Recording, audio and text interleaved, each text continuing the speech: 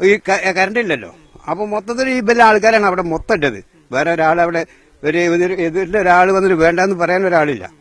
അങ്ങനെ അമ്മനെ കൊണ്ടുപോയിട്ട് കുറെ ചപ്പും പട്ടയൊക്കെ മൂടി നൂറുദ്ദീനെ കുഞ്ഞാംസനെ സ്പോട്ട് തന്നെ വെട്ടി കാലിന് തുടക്കും തലക്കും ഒക്കെ മൊത്തം വെട്ടി. ഒരു മനുഷ്യനെ ഇന്ന് രക്ഷിക്കാൻ ചെല്ലാനും കൂടിയും ധൈര്യമില്ലാത്ത രൂപത്തിൽ ഇവര് 10-27 ആളുകൾ വാളും കൊടാളിയും ഒരാളും കൊണ്ട് നിന്ന് കഴിഞ്ഞാൽ അവിടെ ആരും ചെല്ലില്ല, അടുക്കൂല. അങ്ങനെയാണ് ഉണ്ടായത്. പിന്നെ അതിന് പ്രതികരിക്കാൻ പറ്റുന്ന ആളുകൾ വേറെ അതിന് തക്ക രൂപത്തിലില്ല ആളുകൾ ഇപ്പൊ നമ്മുടെ നാട്ടിൽ സമം പിടിക്കുന്ന ആൾക്കാരില്ല. അവരായിരുന്നു ഞങ്ങളുടെ എല്ലാത്തിന്റെയും മുമ്പന്തിയില്. മനസ്സിലായില്ലേ? അപ്പൊ ഞങ്ങള് ഇപ്പൊ നാട് ഞങ്ങൾക്കൊരു നിയമം കിട്ടും, സത്യത്തിൽ നമുക്കൊരു വില ഉണ്ടാവും ഇന്നല്ലെങ്കിൽ നാളെ എന്നുള്ള തീരുമാനത്തിൽ ഇങ്ങനെ ഇരിക്കണ്. 1998 ബോംബാക്രമണത്തിൽ നിന്നും 2013 കൊലപാതകത്തിൽ നിന്നും ഭാഗ്യത്താൽ മാത്രം രക്ഷപ്പെട്ട പള്ളത്ത് കുഞ്ഞു മുഹമ്മദ് പുറത്തു പറയുന്നൊരു പേരുണ്ട്. അദ്ദേഹം തന്നെ പറയട്ടെ. ഇതിലെ ഗൂഢാലോചനയും ഇത് ചെയ്യിച്ചതും ചെയ്തിട്ട് പിന്നെ അവർക്ക് എല്ലാ സഹായങ്ങളും പാർട്ടിയിൽ നിന്ന് വാങ്ങിക്കൊടുത്തതുമായ അബ്ദുള്ള കോയ പുതിയ മാളിയേക്കൽ ഇവിടുത്തെ പൊളിറ്റിക്കൽ ലീഡറാണ്. ഇയാളാണ് അന്നത്തെ 98 സ്ഫോടനത്തിൽ 1-ാം പ്രതി.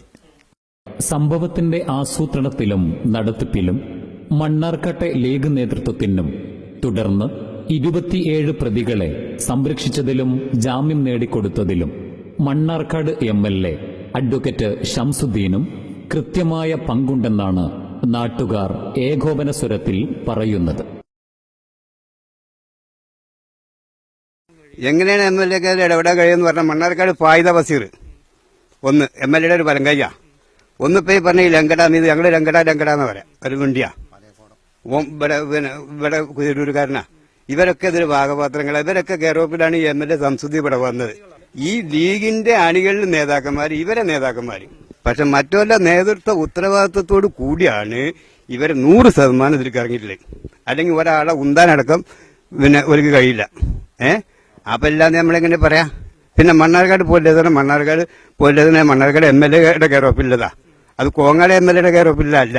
മനസ്സിലേ? ഈ കേസ് റേസ് ചെയ്തിരിക്കുന്നത് മണ്ണാർക്കാട് പോലീസാ, കോങ്ങാട് പോലീസല്ല. അതായത് ഇപ്പൊ ഈ മുസ്ലിം ലീഗിന്റെ ഭരണത്തിന്റെ തണലിലാണ് ഈ 27 പ്രതികളും വിലസുന്നത്. അതിന് ഷംസുദ്ദീൻ എന്ന MLAയും മണ്ണാർക്കാട്ടിലെ മുസ്ലിം ലീഗിന്റെ എല്ലാ നേതാക്കൾക്കും ഈ കൊലപാതകത്തിൽ ഈ ഗൂഢാലോചന, പ്രത്യേകിച്ച് കാഞ്ഞിരപ്പുഴ പഞ്ചായത്ത് മുസ്ലിം ലീഗുകാരും കല്ലാംകുഴത്തെ മുസ്ലിം ലീഗുകാർക്കും ഈ അംസരി നൂറുദ്ദീൻ കൊലപാതകത്തിൽ പങ്കുണ്ട്. അപ്പോൾ ഇവരെന്താ വെച്ചാൽ മുസ്ലിം ലീഗിന്റെ എല്ലാ ആളുകളുടെയും പരിപൂർണ സപ്പോർട്ടുണ്ട്. AP വിഭാഗം സുന്നികളെ തകർക്കുക. അതായത് മുസ്ലിം ലീഗിനെതിരെ വളർന്നു വരുന്ന പ്രസ്ഥാനമാണ് ചേളാരി സുന്നികളാണ് മുസ്ലിം ലീഗുകാർ. ഷംസുദ്ദീൻ വെറും നുണ പ്രചാരണം നടത്തുക. കാരണം എന്തറിയോ? മുസ്ലിം ലീഗിന്റെയും കോൺഗ്രസിന്റെയും ഒഴികെയല്ല എല്ലാ രാഷ്ട്രീയ പാർട്ടിക്കാരും, എന്തിനു പറഞ്ഞ BJPയുടെ നേതാക്കന്മാരടക്കം, CPMന്റെ ആളുകൾ, CPIയുടെ ആളുകൾ, NCPയുടെ ആളുകൾ ഈ അംസി നൂറുദ്ദീനുമായിട്ട് ബന്ധമുണ്ട്. അവരെല്ലാം വരും ഈ ഡെഡ് ബോഡി കാണാനും ആസ്പത്രിയിൽ പോകാനും അവരെ കുടുംബത്തെ സമാശ്വാസിക്കാനടക്കം വന്നിട്ടുണ്ട്. ഈ 2 പ്രസ്ഥാനത്തിന്റെ ആളുകൾ ആരും തിരിഞ്ഞു നോക്കിയില്ല. അത് ലീഗിന്റെ തൻ പ്രമാണിത്വം കോൺഗ്രസിന്റെ. കാരണം എന്താ അറിയോ? കോൺഗ്രസ് ഇവര് മുന്നണി ബേസിൽ ഞാൻ ഇവിടുത്തെ ഒരു കോൺഗ്രസ് നേതാവ് പറയണ്ടായി, അവിടെ മുസ്ലിം ലീഗുകാർ 2 കമ്മ്യൂണിസ്റ്റുകാരെ കൊന്ന അതിൽ കോൺഗ്രസ്സുകാർക്ക് എന്താ നഷ്ടം? ഞാൻ അന്ന് മണ്ഡലം കോൺഗ്രസിന്റെ എക്സിക്യൂട്ടീവ് മെമ്പറാണ് ഞാൻ അന്ന് ഈ മരിക്കുന്ന സമയത്ത്. ഞാൻ അതുകൊണ്ട് ഇതിൽ പ്രതിഷേധിച്ച് ലീഗുകാർക്ക് സപ്പോർട്ട് ചെയ്തു. അതായത് ഈ ലീഗിന്റെ പഞ്ചായത്ത് മെമ്പർ 3 മാസം ഒളിവിൽ പോയിട്ട് 3 മാസം വൈസ് പ്രസിഡന്റ് ഒളിവിൽ പോയിട്ട് 3 മാസത്തിന്റെ ഉള്ളിൽ ഒപ്പിട്ടിട്ടില്ലെങ്കിൽ മെമ്പർ സ്ഥാനം പോകും. അപ്പോൾ പഞ്ചായത്തുകാർ ബോർഡ് മീറ്റിംഗ് കഴിഞ്ഞിട്ട് ബുക്ക് സെക്രട്ടറി ഞാനോൽ കൂടെ കൊടുത്ത് ഒപ്പിട്ടിട്ട് നേരെ അവൻ ജയിലിലേക്ക് പോയത്. അപ്പോൾ ഞാൻ കോൺഗ്രസിന്റെ വൈസ് പ്രസിഡന്റിനോട് പ്രസിഡന്റിനോട് പറഞ്ഞു, നിങ്ങൾ ചെയ്തേ ശരിയായില്ല. സീന ജോസഫിനോട് ഞാൻ പറഞ്ഞു, നിങ്ങൾ ചെയ്തേ ശരിയല്ല. ഈ 3 മാസം ഉള്ളിൽ പോയ ആൾ ജയിലിൽ പോണ്ടാണ്, മെമ്പർ സ്ഥാനം പോണ്ടാണ്, നിങ്ങൾ ഒറ്റ ആൾ കാരനാണ് അവര്. അതിന്റെ പേരിൽ ഞാൻ കോൺഗ്രസിൽ നിന്ന് രാജിവെച്ചു.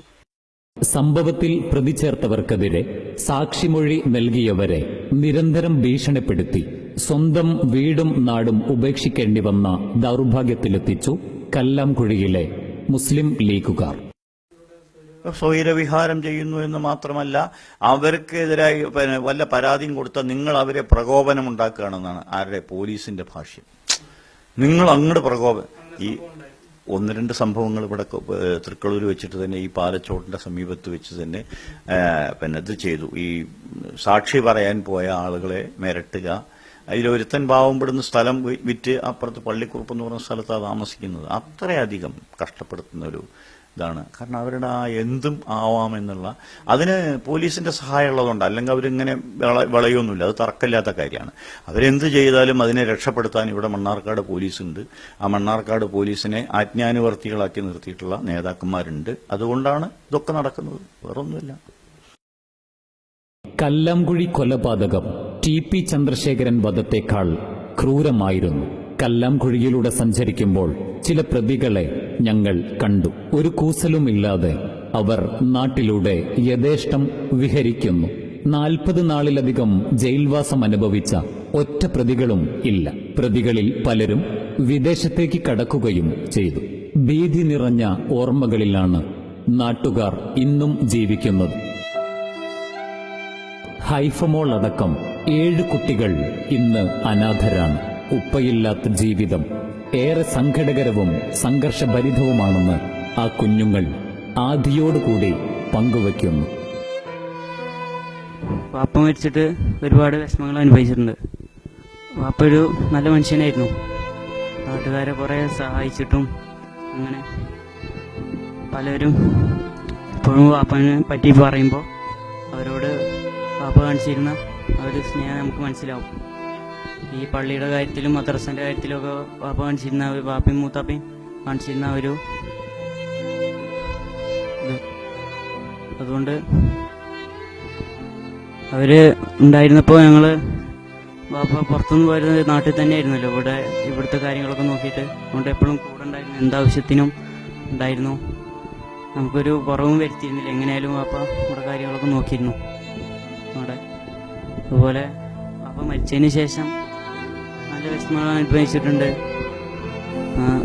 അതുപോലെ ഇവളുടെ കാര്യം ഇവൾക്കിപ്പോൾ വാപ്പാന് അങ്ങനെ ഓർമ്മ കൂടിയില്ല. ഫോട്ടോ കണ്ടാൽ പോലും നേരെ അറിയില്ല. അറിയുമ്പോൾ അപ്പോൾ ഇവൾക്ക് 1.5-2 വയസ്സിൻ്റെ അടുത്താണ്. ഓർക്കുമ്പോൾ നമുക്ക് നല്ല വിഷമം തോന്നും. ഇപ്പോൾ ആൾക്കാർ വാപ്പാനോട് മൂത്താപ്പാനോട് സ്നേഹമുള്ളതുകൊണ്ട് നമ്മളോട് അവരുടെ പേരിലാണ് നമ്മളൊക്കെ അറിയാം നമ്മളൊക്കെ ഈ പരിചയപ്പെടുന്നത്. നമ്മളെ അതുപോലെ തന്നെ മൂത്താപ്പൻ്റെ കാര്യം പറയുകയാണെങ്കിൽ ഇപ്പോൾ മൂത്താപ്പക്കൊരു ചെറിയ കുട്ടീൻ്റെ അവിടെ ഈ വയ്യാതെ കിടക്കണം. 10 വയസ്സൊക്കെ ആയി. പക്ഷെ ആൾക്ക് തീരെ വയ്യ. അവരുടെ കാര്യമൊക്കെ ആലോചിക്കുമ്പോൾ വളരെ സങ്കടം തോന്നും. ഇവിടെ മൂത്താപ്പാൻ്റെ മൂത്തമ്മയും പിന്നെ ഒരു മകളും കുട്ടി ഒറ്റക്കാണ്. അപ്പോൾ കോളേജിൽ പഠിക്കണം.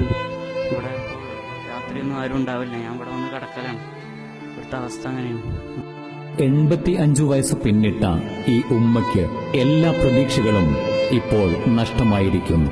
ദൈവത്തിന്റെ കോടതിയിൽ തന്റെ മക്കളെ കൊന്ന കാബാലികർ വിചാരണ ചെയ്യപ്പെടും എന്നവർ ഉറച്ച് വിശ്വസിക്കുന്നു. പടച്ചവനോട് തന്റെ സങ്കടങ്ങൾ പറഞ്ഞ് എല്ലാം ഉള്ളിലൊതുക്കി നീതിക്കു വേണ്ടി കാത്തിരിക്കുകയാണ് ഈ ഉമ്മ. ഊർജി മൊത്തത്തിൽ കുറച്ചു കാലം പഠിച്ചപ്പോൾ അങ്ങനെ AP ഉസ്താദിന്റെ AP ഇവിടെ വീട്ടിലായി എന്നുള്ളതല്ലാതെ മറ്റവനങ്ങനെ രാഷ്ട്രീയമൊന്നുമില്ല. അതേ അധികം പറഞ്ഞാൽ അത് കണ്ട് കൊടുക്കും. ആരെ വീട്ടിൽ വല്ലാണ്ട് കണ്ട് കൊടുക്കുന്നുണ്ട്. ഞങ്ങൾക്ക് അങ്ങനെ രാഷ്ട്രീയമൊന്നും ഉണ്ടായിരുന്നില്ല. ഒരു കൽപ്പിച്ചൂട്ടിന്റെ മക്കളെ പഠിപ്പിച്ചതാണ് ചൂടിക്കാട്ടിയത്. അതിന് മാത്രം തിരിച്ച് പള്ളിക്ക് പിരിക്കണ്ടെന്ന് പറഞ്ഞ മക്കൾ പള്ളിയുടെ ഉള്ളിൽ പിരിക്കണ്ടാണ്. ഒരു ടൗണുകാർക്ക് എന്നെ പിരിച്ചെന്നാ പറയണേ. അത് വേണ്ടെങ്കിൽ പള്ളിയുടെ പുറത്ത് പിരിച്ചോളും.